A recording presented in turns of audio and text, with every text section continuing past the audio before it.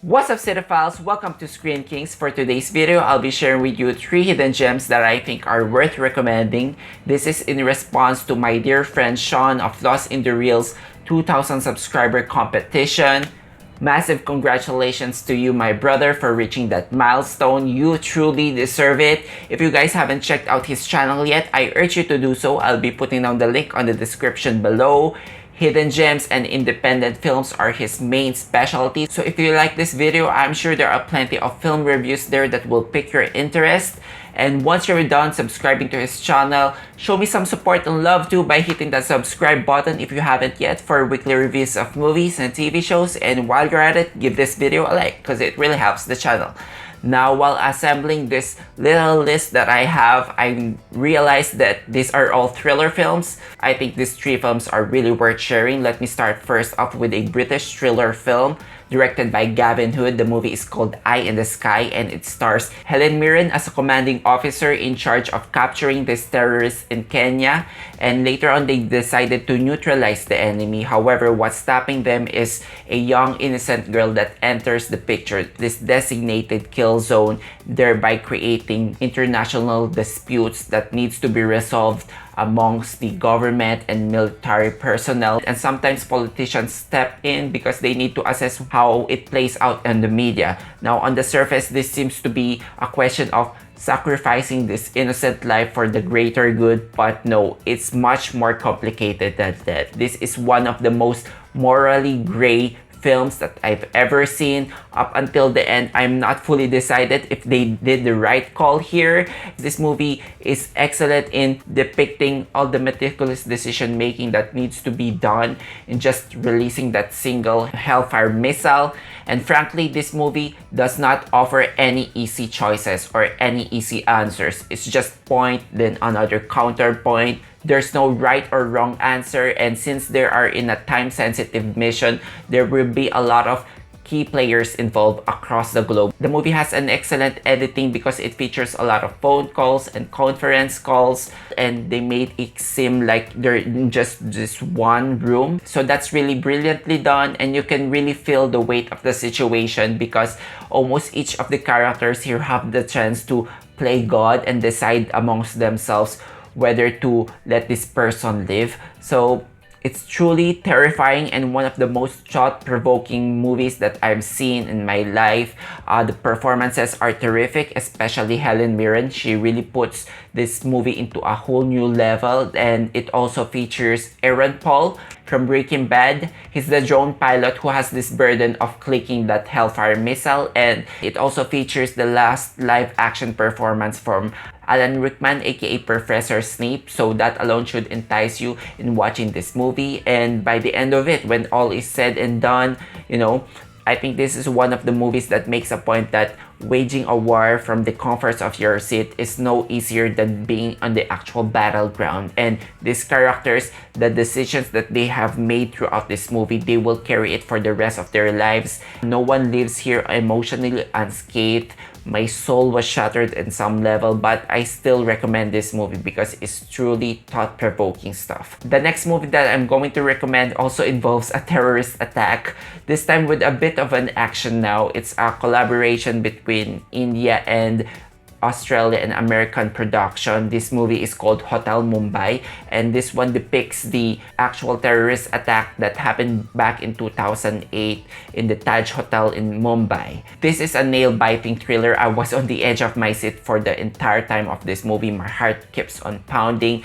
And yeah, this is pretty impressive for a first-time director, Anthony Maras. It feels real, and it's starting to feel real because you begin to ask that question that what will you do if you're in that situation? So that kind of thing really gets me, and it's gritty, it's violent. In terms of this terrorist based on true story, sometimes it's hard to balance something that's exhilarating as a thriller, but at the same time not feel exploitative, But I think the direction here is done on a sensitive, it's done with thought, and not only it focuses on the tragedy and the horror, it mostly focuses on the human resilience. Most personified by the hotel staff, they are truly the heart of this movie. Sometimes this movies, they can go on a senseless route, you know, featuring a lot of killings, but it adds meaning to it because it tells the story of the bravery and the heroism and the lengths of sacrifice that someone can make to help others. In these times of tragedy, a little empathy can really go a long way through. So I really appreciate the sentiment of the movie. Granted, this movie is set on a course of one day, so the characters are not as deeply explored as you wanted them to be. And maybe you're yearning for a little bit of more political context behind what's happening, but I still recommend this movie. Not on an entertainment level. I would hardly call this an entertainment because this movie should come with a trigger warning. Maybe you have some experience being held hostage. This movie will definitely trigger a lot of unhappy memories, but just on a nail-biting action thriller film, this really delivers on many levels, and it's something that can happen to you.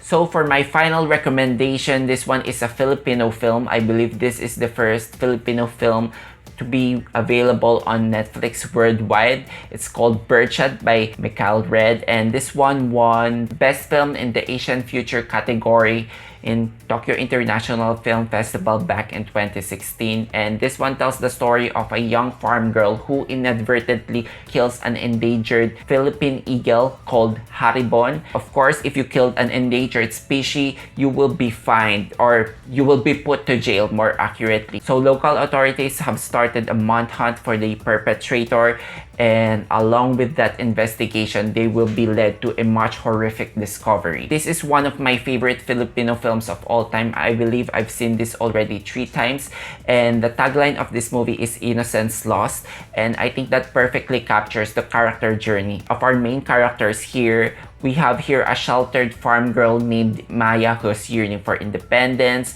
who wants to be self-sufficient, but along the way, she will learn that this world is far more complicated and far more dangerous.